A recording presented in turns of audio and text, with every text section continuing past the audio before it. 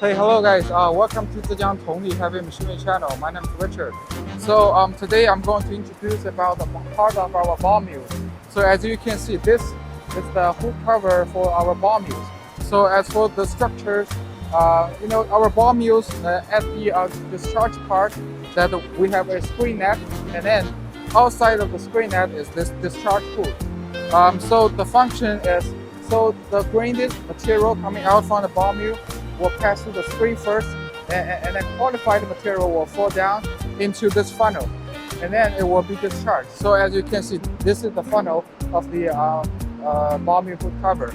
Now we're at the other side of this hood cover, and as you can see, this is a ventilation window because for our wind swept ball mills and also cold graining ball mills, the wind speed is faster, therefore we need more air coming into the ball mill. Therefore, we will have a ventilation window for the airs to come in and to come through.